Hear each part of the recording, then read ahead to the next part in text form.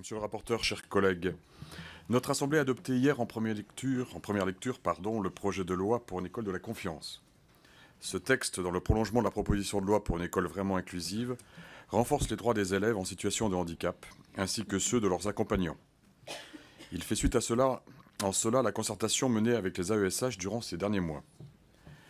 La première mesure et la plus symbolique vise à une plus grande stabilité contractuelle pour les AESH qui seront désormais recrutés via des CDD de 3 ans, renouvelables une fois, avec un CDI à la clé au bout de 6 ans.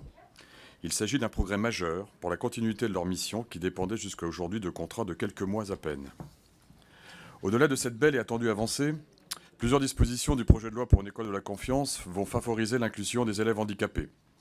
La création d'un AESH référent dans chaque département, le renforcement du rôle de l'enseignant référent et des équipes de suivi de la scolarisation, un nouveau cahier des charges des contenus de la formation initiale spécifique, une meilleure prise en compte du handicap dans les écoles françaises à l'étranger, la consécration dans la loi de l'expérimentation des pôles inclusifs d'accompagnement localisés, et enfin un effort supplémentaire pour l'accessibilité du bâti.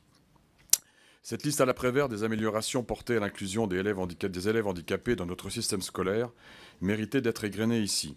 Elle s'ajoute aux mesures qui avaient déjà été annoncées par Jean-Michel Blanquer et Sophie Cluzel à la rentrée. Elle témoigne de l'engagement de notre majorité à apporter une réponse forte aux insuffisances qui se sont accumulées durant des décennies. C'est pourquoi si le mouvement démocrate accueille favorablement cette nouvelle opportunité d'échanger et de mener un travail parlementaire sur l'école inclusive, il appelle néanmoins à observer une nécessaire prudence dans le calendrier. Les nouvelles mesures que nous avons adoptées ne seront en effet mises en œuvre qu'à la rentrée prochaine. Une commission d'enquête serait parfaitement souhaitable après leur entrée en vigueur pour en évaluer le bénéfice et les actions suivantes à mener. La déclencher aujourd'hui contraindrait en revanche la représentation nationale à baser ses travaux sur des faits qui seront obsolètes dans 6 mois. Le groupe Mouvement démocrate et apparenté souhaite néanmoins se saisir de cette occasion pour rappeler une nouvelle fois les 3 principes importants qui, pour notre famille politique, se doivent de guider notre réflexion. Premier point, les politiques publiques doivent tenir compte des différents degrés de handicap pour orienter l'enfant vers la structure qui sera la meilleure pour lui.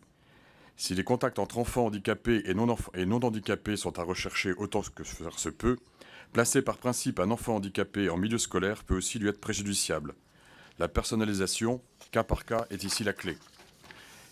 Deuxième point, il est indispensable de réfléchir à l'accompagnement des personnes, enfants ou adultes en situation de handicap en termes de parcours. La continuité du parcours, la lutte contre les ruptures doivent être une priorité. Cela à chaque étape de la vie, dans la continuité du rapport Pifto, mais également à l'échelle de la journée de l'enfant. Dernier point, sur un tel sujet, il est important de ne pas jouer de démagogie, de prendre le temps de bâtir des réponses à la hauteur de la situation. Je rappelle pour mémoire que nous sommes passés en moins de 20 ans d'un enfant sur 2000 autistes à 1 sur 80 et personne n'était capable de le prévoir. Les grands principes restent les mêmes, mais au fil de nos échanges sur ce thème, de grands progrès se font jour. Le mouvement des démocrates et apparentés s'est réjoui de cette dynamique à laquelle concourent tous les groupes, de la majorité et de l'opposition, la société civile et le gouvernement. 350 000 enfants en situation de handicap doivent être scolarisés. 175 000 d'entre eux nécessitent un accompagnement. Et à leur entrée, nous serons bien sûr au rendez-vous. Je vous remercie.